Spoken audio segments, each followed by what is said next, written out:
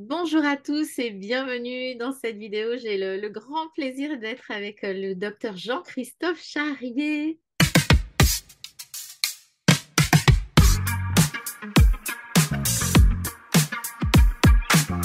Bonjour Anne, bonjour à tout le monde. Comment vas-tu? Ça va bien, en forme. Est-ce que tu peux te présenter brièvement? Jean-Christophe Charrier, donc je suis médecin généraliste installé à La Rochelle depuis 99. J'ai un exercice particulier parce que j'utilise essentiellement la plante médicinale dans mes prescriptions et je le fais en fonction d'une approche qu'on appelle l'endobiogénie qui a été pensée par le docteur Christian Durafour, dont j'ai eu le bonheur que ce soit mon médecin traitant dès ma deuxième année de médecine. Et c'est un peu comme ça que je suis rentré dans ce sérail. Voilà. Et donc maintenant, je suis président de l'Institut d'endobiogénie et médecine préventive intégrative, qui est un organisme de formation à l'endobiogénie essentiellement, mais aussi à d'autres formations. Et moi, je suis formateur depuis assez tôt, depuis 2003-2004. Voilà. Ok. Donc, dans ta pratique de médecin, tu allies la nature, hein, puisque donc tu parles des plantes médicinales. Donc, toi, la complémentarité, euh, depuis toujours, depuis que tu as démarré en tant que médecin généraliste, tu as mis les plantes dans tes prescriptions. Comment ça se passe? Le mieux du monde. Parce que c'est un super outil thérapeutique quand on sait bien le maîtriser. Et je l'utilise pas à dose substitutive. Je l'utilise à dose informative physiologique. Donc, j'ai quasiment pas de problème de iatrogénicité, qui sont ces maladies induites par les traitements. Euh, j'étais assez bluffé, on va dire, pour être honnête, sur mes premières années d'installation. Alors c'est vrai que moi j'ai bénéficié de 10 ans pratiquement de suivi médical par notre grand penseur, qui est le docteur Christian Durafour, qui m'a pris en charge au début de mes études pour des problèmes de santé qui étaient assez importants liés à une mononucléose. Hein, j'ai rien à cacher, donc et j'ai fait une mononucléose extrêmement sévère où je dormais 20 heures par jour. Alors pour entamer les études de médecine, c'est pas forcément ce qu'il faut. Voilà, grâce à lui, j'ai quand même pu obtenir ma thèse et avoir un premier prix national sur cette thèse. Et pour la petite histoire, le jour de la délivrance du prix, j'étais en Tunisie à commencer ma formation pour la phytothérapie parce que j'étais formé à la faculté de Monastir. Voilà, les médecins français venaient en Tunisie faire la formation, donc je prenais l'avion avec mes formateurs. Et voilà, donc c'est ce qui m'a permis aussi de les connaître et de les côtoyer de façon assez proche et puis de rentrer rapidement dans la dynamique. Hmm. La France est un pays assez fermé pour ça, donc, mais comme je ne prescris que des produits qui se trouvent en pharmacie, je n'ai aucun problème. Génial, Donc, génial, génial. ouais. Donc, tu vas venir à Lorient. Donc, moi, suis ravie que tu viennes à Lorient les 4 et 5 mars prochains pour nous présenter donc une conférence. C'est comment redonner le pouvoir à la plante médicinale. Et, et les plantes sont importantes parce que ce sont des organismes vivants et qu'elles répondent aux mêmes règles des obligations de vie que nous. Et jusqu'à preuve du contraire, nous ne sommes pas des extraterrestres, nous sommes issus de cette planète, et donc nous sommes issus des mêmes règles de vie que les plantes médicinales. C'est en ça qu'elles ont un pouvoir important sur nous. Et elles nous soignent depuis la nuit des temps. Les animaux ont leur propre pharmacopée, hein. Quand on les étudie, on peut connaître la pharmacopée des singes, la pharmacopée des éléphants, des grands gorilles, qui parfois prennent des risques pour leur vie pour aller chercher la plante qui va soigner le problème. Donc ça, depuis la nuit des temps, tous les êtres vivants sont en intercommunication entre eux pour leur bien et parfois pour leur malheur. Mais c'est pour ça qu'il faut connaître les plantes et prendre celle qui convient. Mais c'est en ça que la plante, il faut lui redonner du pouvoir parce que on a plus de 7000 ans de savoir écrit dans l'humanité de l'usage des plantes médicinales. Donc on connaît leurs effets négatifs, on connaît les doses toxiques, on connaît les bonnes posologies. Il n'y a aucun problème là-dessus, hein. Les médicaments modernes, il a même pas 50 ans derrière lui de recul, hein. Parfois, ils sont même retirés du marché après moins de 10 ans d'exploitation. Donc là, on a 7000 ans de recul. Donc ça, on le connaît. Ouais. Et si la plante a été abandonnée, c'est qu'elle n'avait pas le pouvoir de substitution. Ou alors, il fallait prendre des doses très importantes. Et à l'époque, on n'avait pas la capacité de faire des concentrés actifs pondérés dont on maîtrisait la dose. Donc, on est rentré rapidement sur le monde de la synthèse. Mais aujourd'hui, on est au bout d'une approche qui était très intéressante, mais qui est l'approche pasteurienne. Et si on regarde la courbe de, des nouvelles recherches depuis le début du siècle dernier jusqu'aux années 80-90, on a une courbe qui est ascendante. Et puis maintenant, on trouve plus grand-chose, donc on a une courbe qui est descendante. Et si on regarde la courbe du coût de cette recherche, eh ben, on a une courbe qui est très parallèle. Mais depuis les années 90, on a des coûts qui sont exorbitants pour trouver des nouvelles thérapeutiques. Donc on est un peu face à un mur et ça veut dire qu'on est arrivé au bout d'une approche théorique. Et c'est là où on doit revenir sur Claude Bernard, qui a quand même formé Pasteur et qui était médecin. Alors Pasteur est un physicien cristallographe, donc c'était pas un médecin, c'était pas un biologiste. Hein.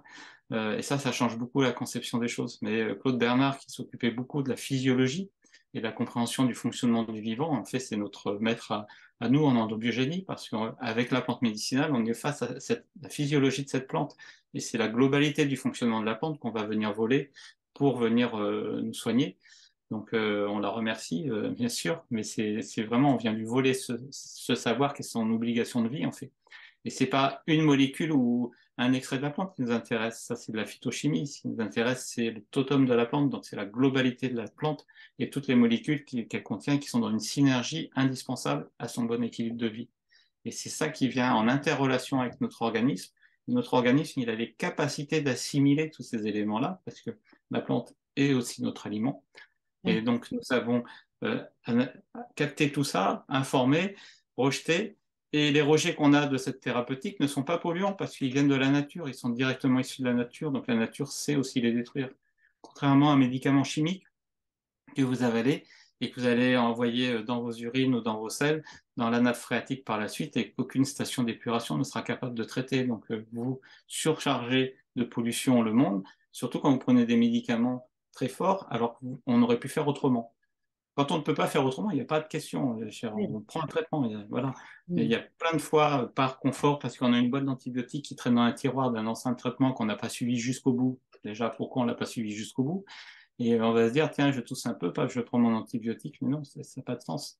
Il faut redonner du sens dans ce qu'on fait. Il faut être dans le respect aussi de notre environnement, parce que notre environnement nous soigne. C'est-à-dire que si notre environnement est malade, nous sommes malades. Mm. Et moi, j'ai une conférence que j'ai donnée où l'idée, c'était de dire si nous, patients, nous sommes labellisables AB, comme le poulet qui est élevé en industrie d'agriculture biologique, si on pouvait mettre le tampon AB sur les patients, ça veut dire qu'en fait, l'ensemble de l'environnement est sain. Et donc, c'est pas, la première intention n'est pas de protéger l'environnement, c'est de protéger le patient. Et à partir de là, nous, humains, si nous sommes tous abeilles, il n'y a plus de problème d'écologie, si on sera dans un monde écologique. Ouais, oui. Donc, tu disais, la France est un petit peu fermée. Toi, on ne t'embête pas, tu n'as pas de problème parce que tu prescris tout ce que tu prescris se trouve en pharmacie. Comment c'est vu par d'autres collègues médecins, la manière dont... Alors, Ouais, tu dis qu'on m'embête pas, on m'a embêté quand même. Parce que je fais partie des médecins les mieux audités de France, hein, puisque j'ai eu droit à un contrôle de la sécurité sociale sur mon activité qui a duré plus de 2 ans avec plus d'une centaine de patients convoqués, qui n'a abouti à rien. Donc, donc quand on est intègre dans ce qu'on fait, de toute manière, on peut rien nous reprocher. J'étais assez serein pendant même si c'est pas confort, j'étais quand même assez serein là-dessus. C'est un médecin conseil qui a décidé de lui-même de s'autosaisir sans qu'il y ait aucune plainte pour faire son activité. On est tous soumis à ça. Voilà. Donc si on peut être embêté.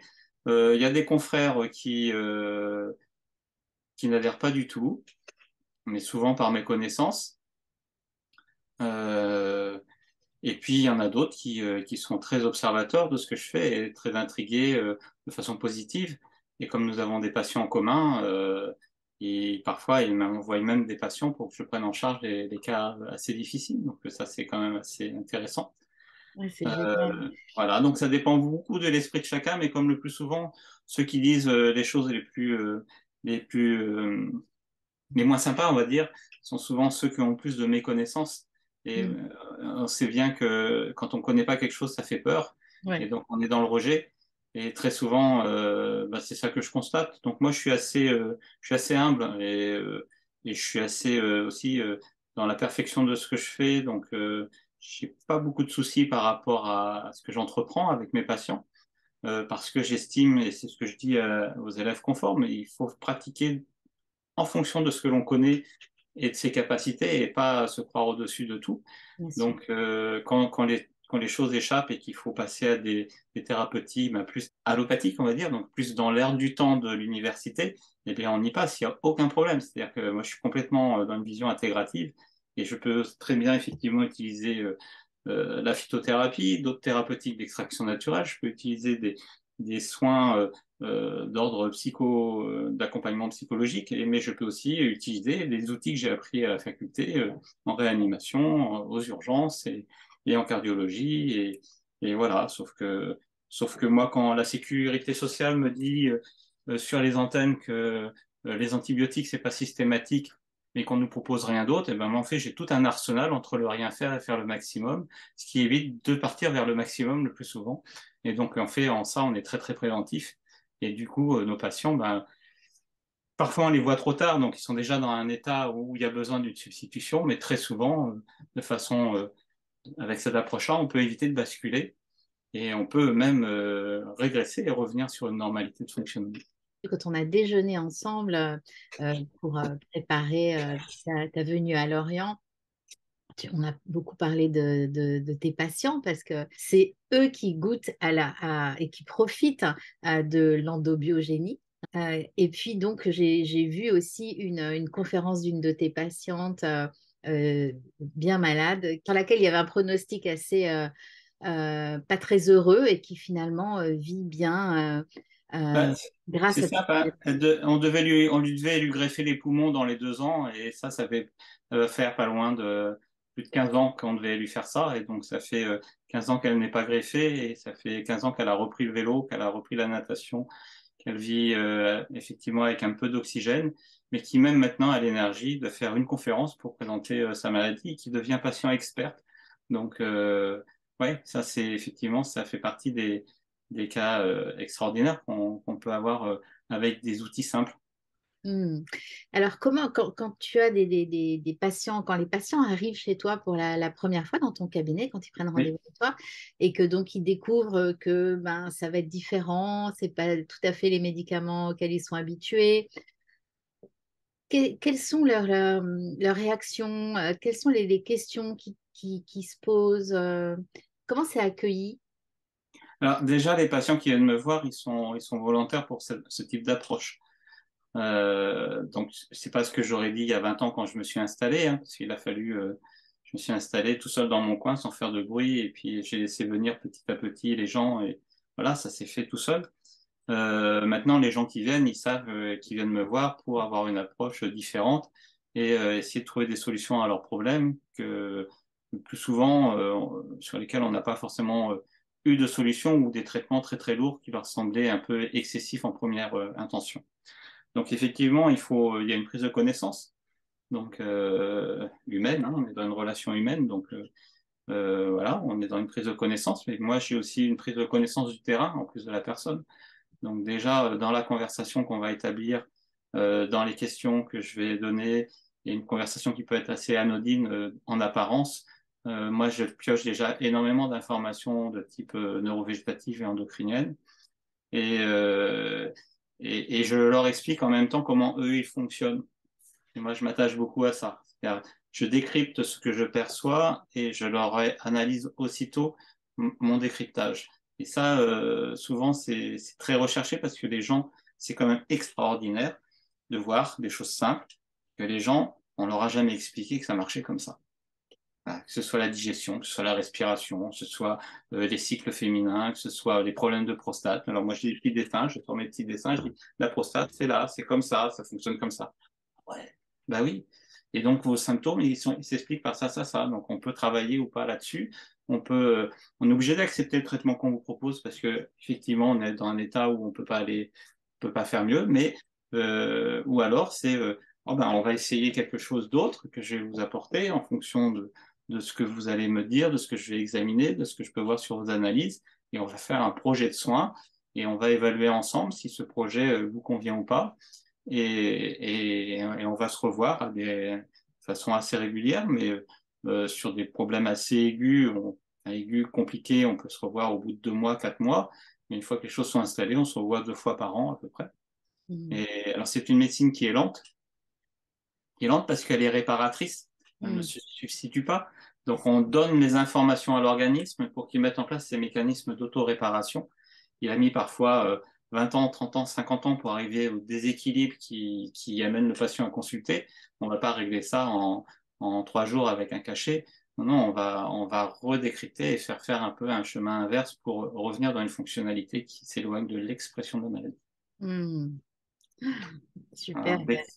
Ouais. L'expression de la maladie n'est que le meilleur équilibre qu'a trouvé l'organisme pour fonctionner jusqu'à maintenant. C'est pas un déséquilibre, c'est l'équilibre du moment qui permet de vivre à présent, même si c'est délétère.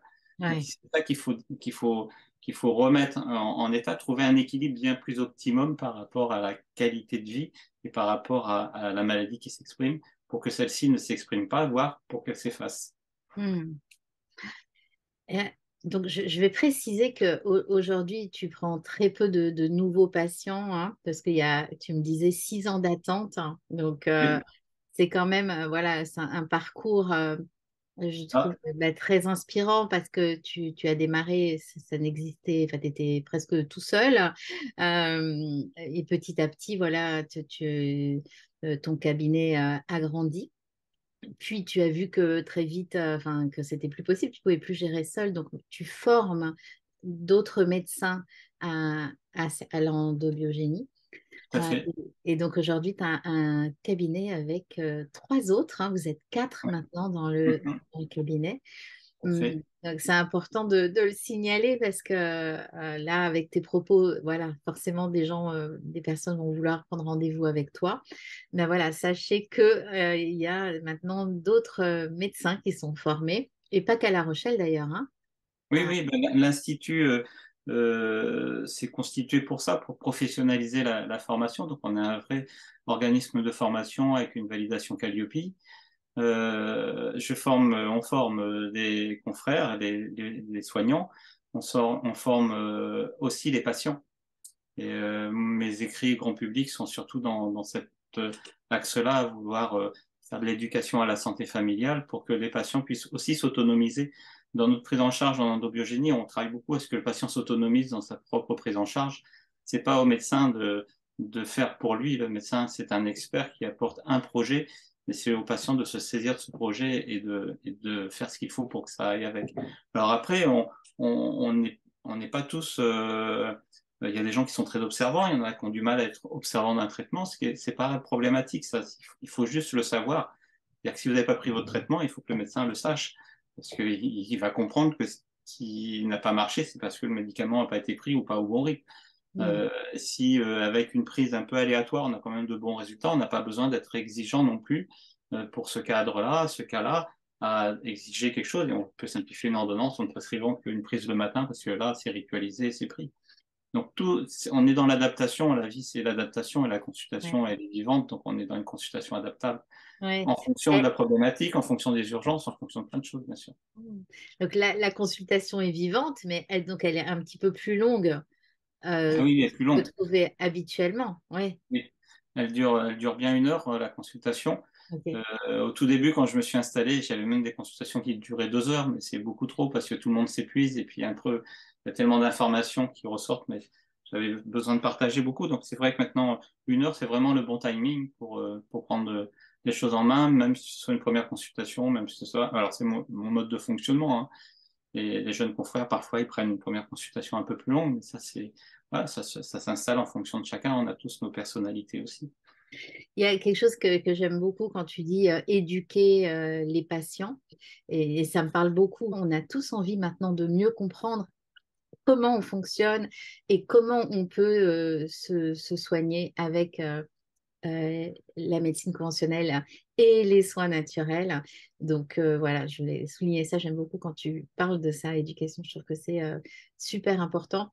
Et Luc Baudin, qui est déjà venu à mes rencontres aussi, Il disait, mais posez des questions à vos médecins.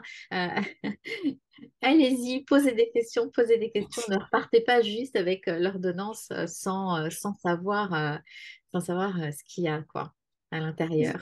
C'est fondamental parce que, mais c'est un problème de culture médicale actuelle et c'est venu Ah, avec l'approche purement symptomatique et avec une réponse anti-symptômes, substitutive.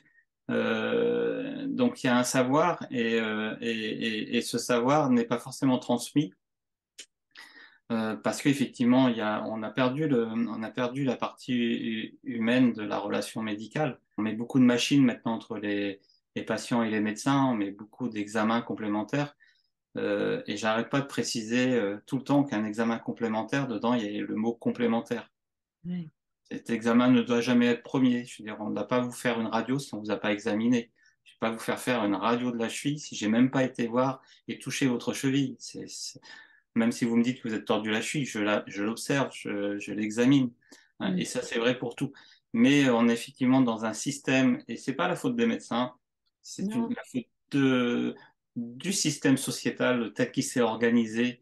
Et je dirais, et là, je suis parfois un peu sévère, mais je pense que c'est la faute des choix politiques qui ont été faits dans notre pays, qui fait que cette consultation est devenue comme ça, parce que c'est pas le cas dans tous les pays. ok.